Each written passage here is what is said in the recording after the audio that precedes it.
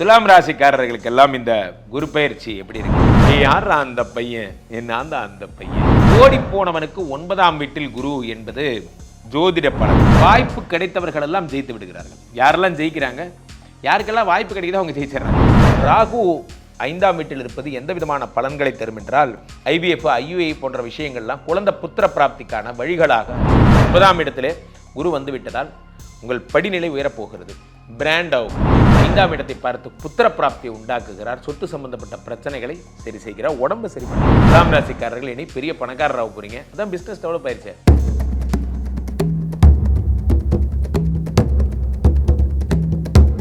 உலகெங்கிலும் இருக்கும் பக்தி இன்ஃபோ நேயர்கள் அனைவருக்கும் வணக்கம். நான் உங்கள் ராம்ஜி.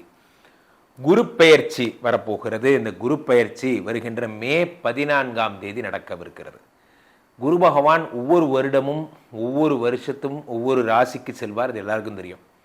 ஒரு ராசியிலே 365 நாட்கள் இருக்கக்கூடிய குரு பகவான் இந்த வருடம் ரிஷபராசியிலிருந்து மிதுன ராசிக்கு செல்லுகிறார். ரிஷபம் என்பது சுக்கிரனுடைய ராசி.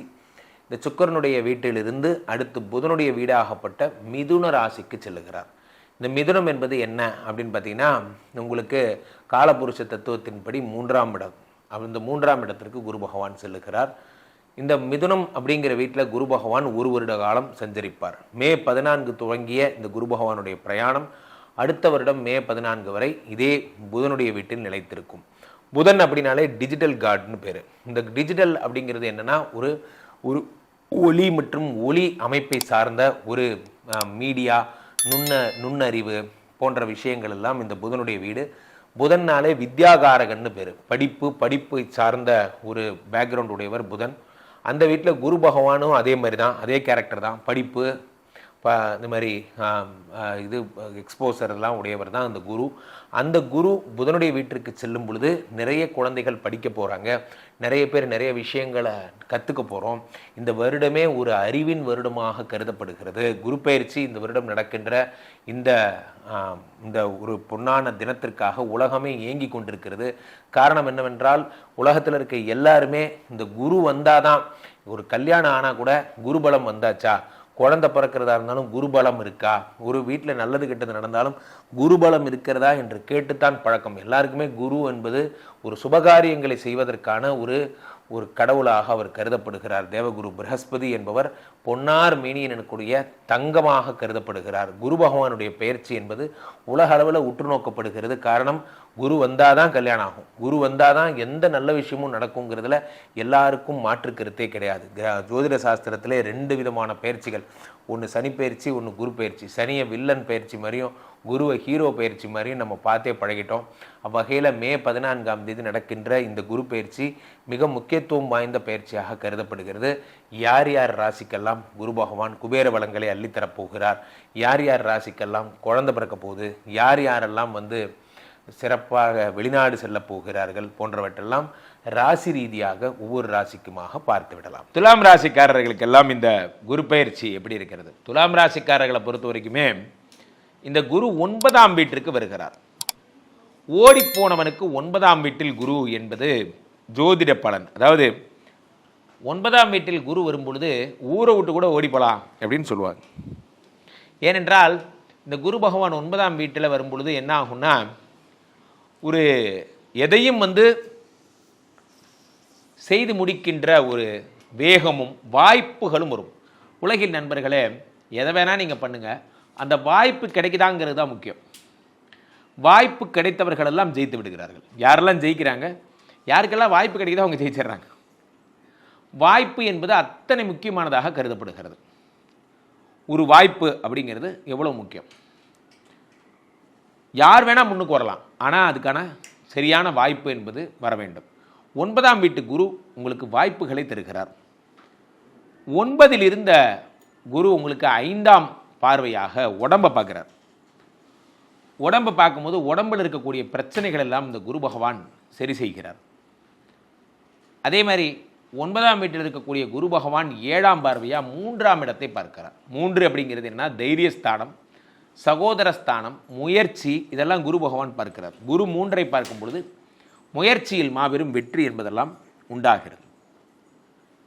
குரு 9இல் இருந்து 9ஆம் பார்வையாக 5ஆம் இடத்தை பார்க்கிறார். 5ஆம் இடம் என்பது என்னன்னா புத்திரபாகியம், சொத்து, இதெல்லாம் 5ஆம் இடம். 5ஆம் இடம் என்பது சொத்து.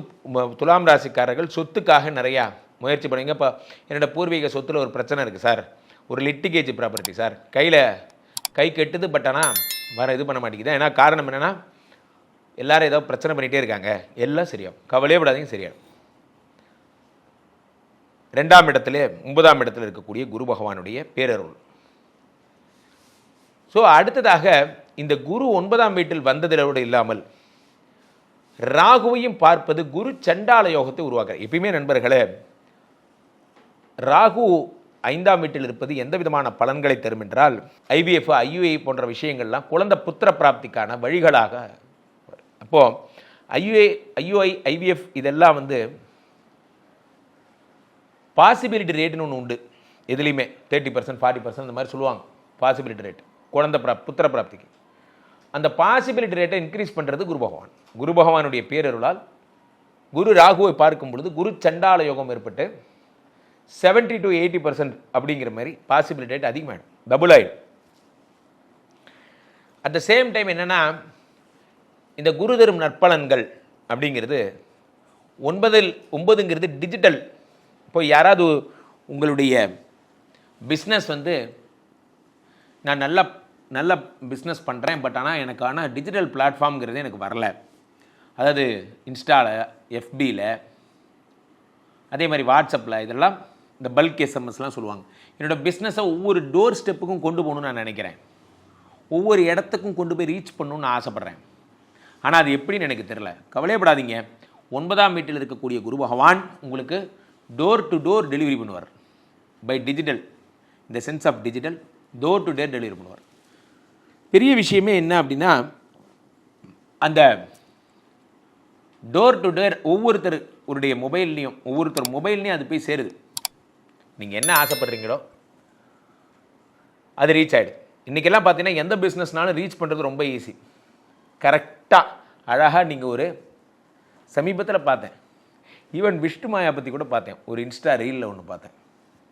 யாரோ ஒருத்தர் முடியும் வாயில் கை வைக்கிறார், சாத்தன் பூஜை அப்படின்னு ஒரு இன்ஸ்டா ஒன்று பார்த்தேன். பாருடா எப்படிலாம் நடக்குது. டிஜிட்டல் வேர்ல்டு ஒரு விஷயத்தை ரொம்ப ஈஸியாக சொல்கிறாங்க. ஆமாம், இது எங்கள் அப்பா போட்ட ரோடு, ஒரு கடை பேர், ஆமாம் அப்படி தான் நான் பண்ணுவேன், இந்த மாதிரிலாம் தொடர்ந்து வா, தொட்டு விடாதே வார்த்தைகள் அது ரீச் பண்ணுது பாருங்க.